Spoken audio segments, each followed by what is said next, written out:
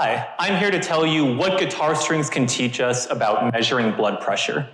Now, you might be wondering, when I go to the doctor, they already measure my blood pressure using an inflatable cuff that squeezes my arm, and that seems to work just fine. So why do we even need more research into this?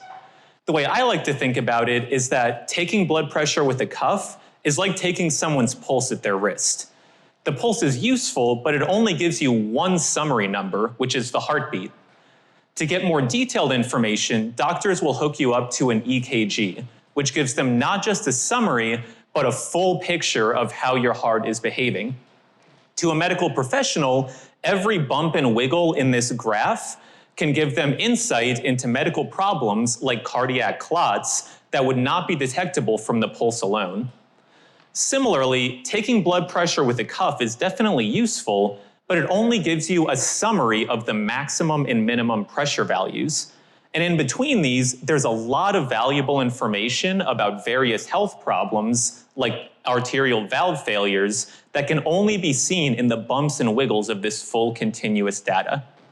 The problem is that currently, the only way to get this full blood pressure data is arterial catheterization, which is a difficult and invasive procedure that's only done in critical care settings. The goal of my research is to find a way to collect the same data, but to do it easily and non-invasively. So now we come back to my inspiration, which is the guitar string. When you strum a guitar string, it resonates at a specific frequency that's determined by how much tension it's under. And when you tune your guitar, you're changing this frequency by changing that tension. The key insight in my research is that arterial walls can vibrate just like a guitar string, and the same physics rules apply. This means that arteries will resonate at a specific frequency which is determined by blood pressure, and as the blood pressure changes, this frequency will change with it. My device takes advantage of this relationship by strumming the artery using a small speaker pressed up against the skin, while an ultrasound wand simultaneously measures how the artery is responding to these strums. By making repeated measurements of the resonance frequency, I can calculate full continuous blood pressure graphs like the one shown up here.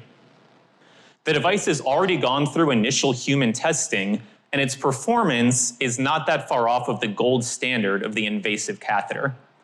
My hope is that with further work to improve both the accuracy and miniaturization of this device, we'll be able to put devices like it in every doctor's office and provide much wider access to this important information about the health of our arteries. Thank you.